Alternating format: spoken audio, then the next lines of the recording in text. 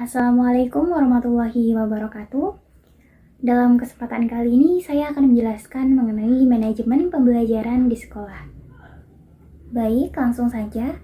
Manajemen ini merupakan proses dari perencanaan, pengorganisasian, kepemimpinan, serta pengawasan terhadap anggota organisasi dan penggunaan sumber daya organisasi secara keseluruhan sehingga menuju pada tercapainya tujuan organisasi.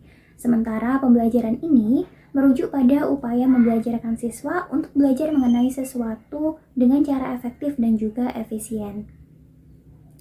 Nah, jadi manajemen pembelajaran itu mengarah pada usaha pengelolaan pembelajaran yang meliputi perencanaan, pelaksanaan, kemudian juga pengorganisasian, serta evaluasi pembelajaran. Jadi secara sederhana, manajemen pembelajaran ini merupakan proses pembelajaran yang diimbangi oleh prosedur untuk mencapai tujuan dan hasil pembelajaran yang bermutu. Seperti itu. Dalam manajemen pembelajaran, yang bertindak sebagai manajer ini adalah guru atau pendidik.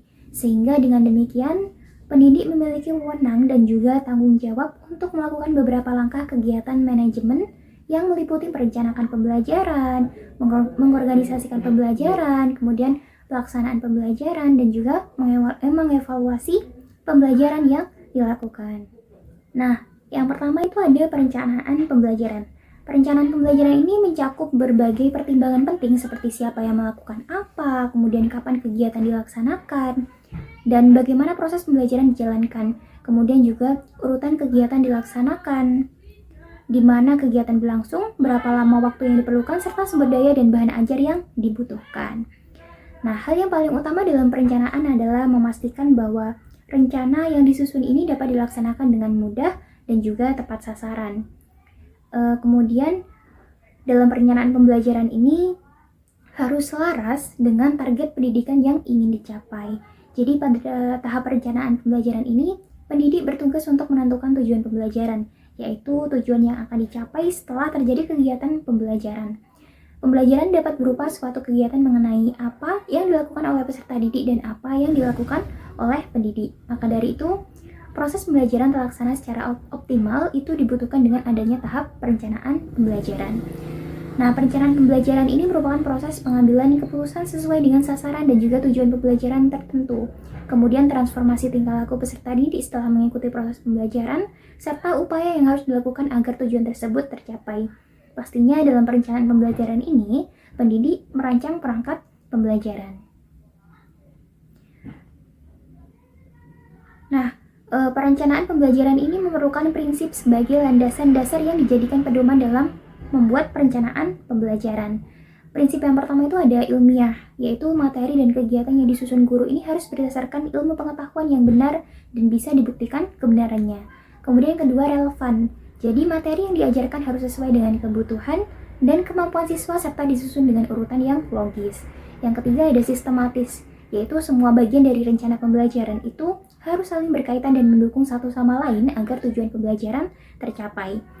Kemudian konsisten, harus ada kesesuaian antara tujuan pembelajaran, isi materi, kegiatan belajar, sumber belajar, dan juga cara menilai atau mengevaluasi hasil belajar. Kemudian kemudian prinsip salah satunya ada memadai. Ini berarti isi pembelajaran harus cukup lengkap untuk membantu siswa mencapai kompetensi dasar yang ditargetkan.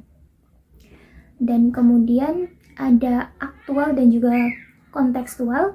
Jadi isi pembelajarannya itu harus mengikuti perkembangan zaman serta berkaitan dengan kehidupan nyata siswa.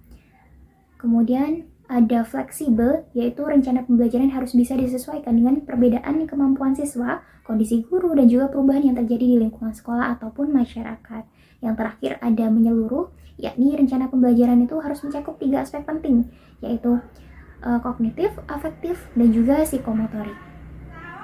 Nah, dalam perencanaan pembelajaran ini ada beberapa komponen penting. Yang pertama ada komponen tujuan pembelajaran, yaitu tujuannya dirumuskan secara jelas dan tepat akan membantu guru dalam merancang tindakan pembelajaran serta membimbing peserta didik agar kegiatan belajarnya itu lebih terarah dan juga efektif.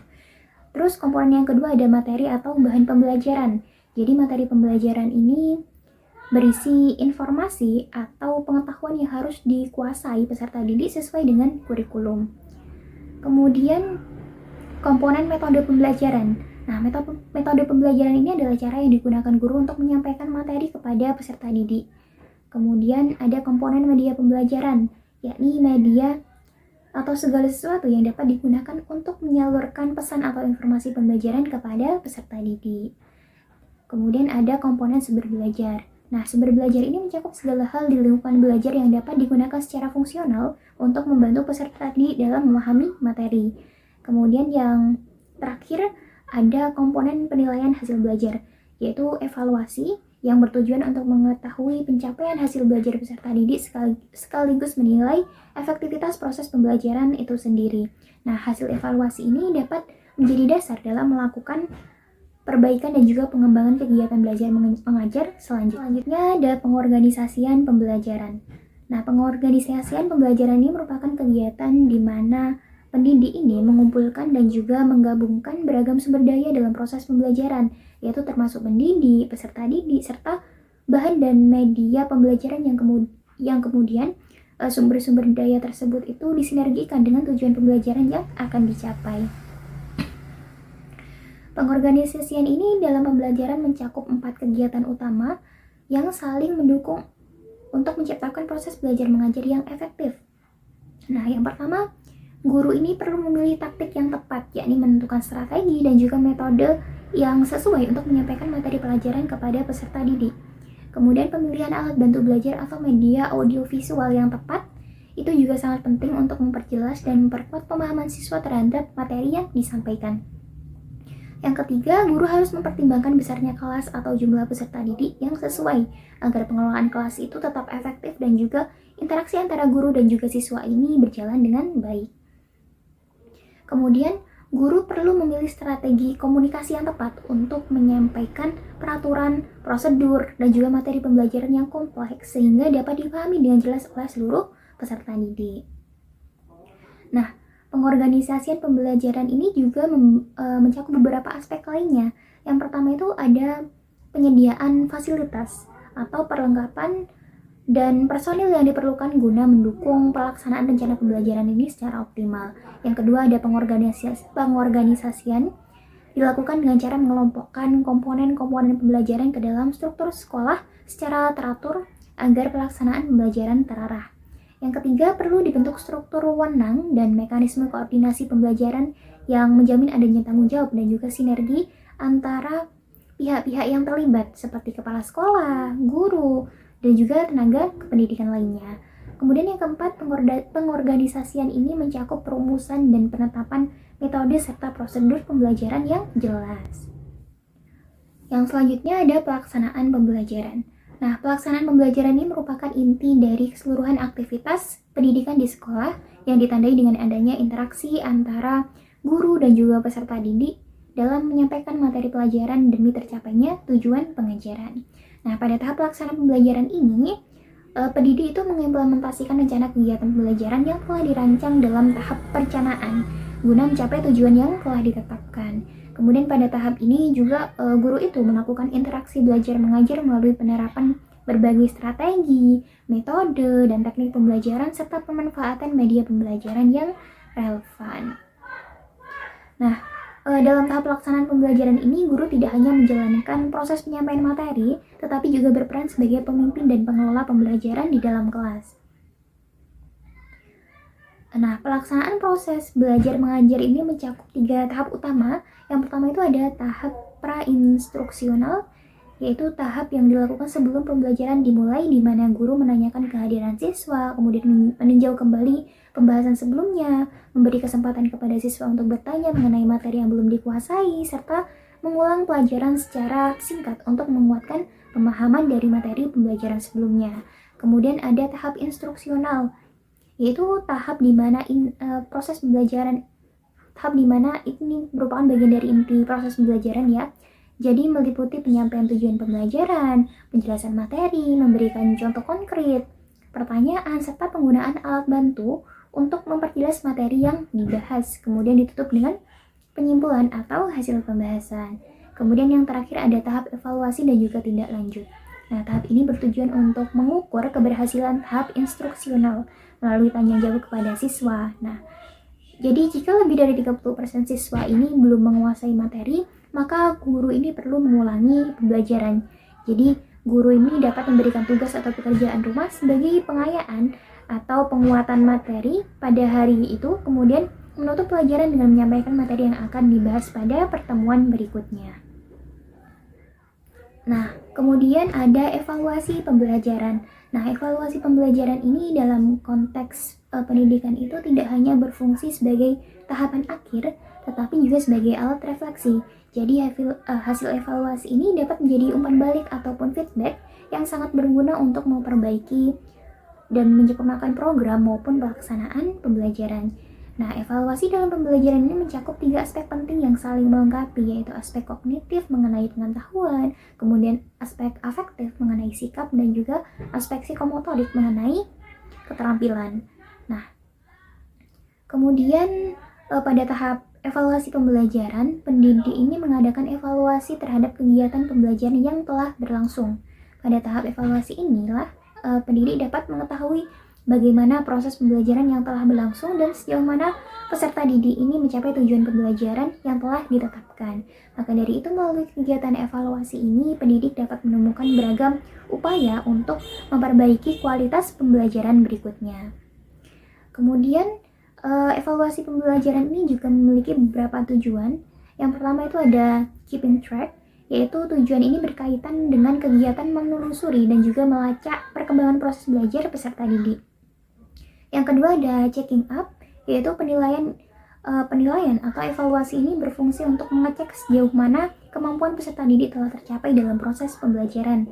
Yang ketiga ada finding out, atau tujuan ini digunakan untuk mencari atau menemukan, mendeteksi kesalahan atau kelemahan peserta didik dalam proses belajar.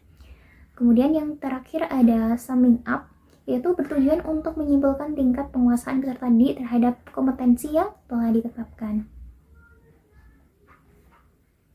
Nah, evaluasi pembelajaran ini harus dilakukan berdasarkan prinsip-prinsip yang tepat agar hasilnya ini dapat memberikan gambaran yang akurat dan juga bermanfaat tentang proses dan juga hasil belajar peserta didik. Nah, adapun prinsip-prinsip umum yang harus diperhatikan dalam pelaksanaan evaluasi pembelajaran. Nah, prinsip yang pertama itu ada valid, yang artinya terdapat kesesuaian antara alat ukur dengan fungsi dan juga sasaran pengukuran. Kemudian, mendidik, jadi evaluasi yang baik itu mampu memotivasi peserta didik, baik yang berhasil maupun yang belum berhasil. Jadi bagi peserta didik yang berhasil, hasil evaluasi ini dapat menjadi bentuk penghargaan. Namun bagi yang belum berhasil, ini dapat menjadi pemicu semangat untuk memperbaiki diri. Kemudian berorientasi pada kompetensi.